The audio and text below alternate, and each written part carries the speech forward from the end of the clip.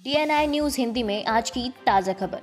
15 घंटे पहले जापान के पीएम ने टोक्यो में होने वाले क्वाड समिट के लिए पीएम मोदी को आमंत्रित किया। जापान के प्रधानमंत्री फूमियो किशिदा ने भारत में बड़े इन्वेस्टमेंट का ऐलान किया है। किशिदा ने बताया कि जापान अगले 5 सालों में भारत में 3.2 लाख करोड़ रुपए का निवेश करेगा।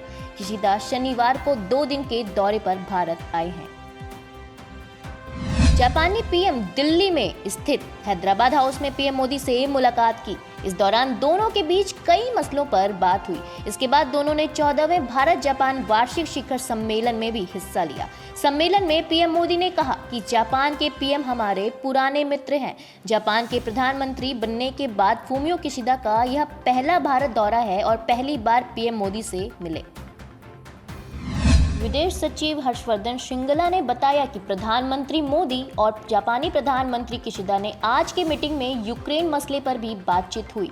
दोनों देशों ने रूस यूक्रेन के बीच चल रहे संघर्ष और मानवीय संकट पर चर्चा की, साथ ही इसके शांतिपूर्ण हल पर भी जोर दिया। भारत जापान आर्थिक मंच को संबोधित करते हुए प्रधानमंत्री नरेंद्र मोदी ने कहा कि प्रगति, समृद्धि और साझेदारी भारत जापान संबंधों के आधार हैं। हम भारत में जापानी कंपनियों को हर संभव सहायता प्रदान करने के लिए प्रतिबद्ध हैं। भारत जापान आर्थिक साझेदारी के बीच आर्थिक साझेदारी में प्रगति हुई है। जापान भारत में सबसे बड़े निवेशकों में से एक है।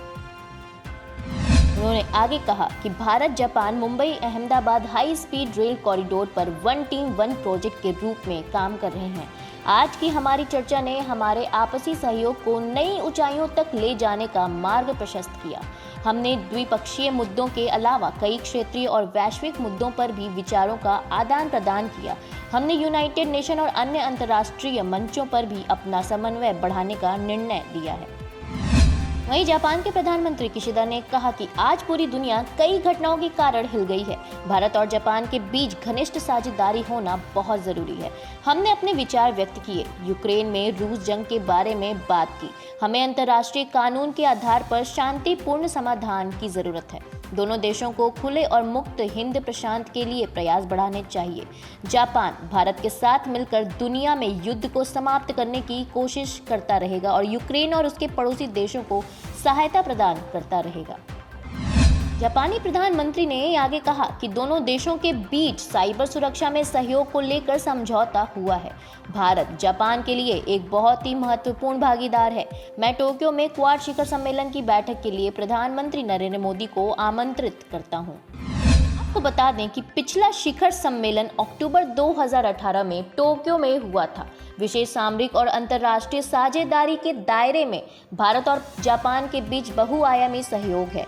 एनालिस्टों का कहना है कि तब से अब तक क्षेत्रीय स्थिति में नाटकीय बदलाव आया है। टेम्पल यूनिवर्सिटी के टोक्यो परिसर में अंतर्राष्ट्रीय संबंधों के एसोसिएट प्रोफेसर जेम्स ब्राउन के मुताबिक भारत के साथ द्विपक्षीय संबंध जापानी नजरिए से काफी अहम है, क्योंकि टोक्यो समझ रहा है कि उसके लिए मात्र अमेरिका का सैन्य सहयोगी होना पर्याप्त नहीं है। ब्राउन कहते हैं कि जापान भारत को सहयोगी के रूप में और मजबूती से जोड़ना चाहता है। वजह यह है कि भारत विशाल और उभरती आर्थिक शक्ति है। जापानी national institute of defence studies के विश्लेषक बताते हैं कि जापान के स्वतंत्र व खुला इंडो पैसिफिक क्षेत्र सुनिश्चित करने के अभियान में भारत सबसे अहम भागीदार है। इस रिश्ते को आगे बढ़ाने के लिए भारतीय वायुसेना अगले साल संयुक्त अभ्यास में 6 सुखोई लड़ाकू विमानों को जापान भेजेगी। ब्राउन के मुताबिक चीन को लेकर ऑस्ट्रेलिया के अनुभव से भी सबक सीखा जा सकता है। वह राजनीतिक और आर्थिक दबाव के बावजूद खुद को चीन से अलग करने में कामयाब रहा। बीजिंग ने अपने भेड़िया योद्धा राजनयिकों को हर अवसर पर ऑस्ट्रेलिया को बदनाम करने के लिए तैनात किया। फिर भी ऑस्ट्रेलियाई स्पष्ट रूप से क्वाड सदस्य के रूप में सुरक्षित महसूस करता है।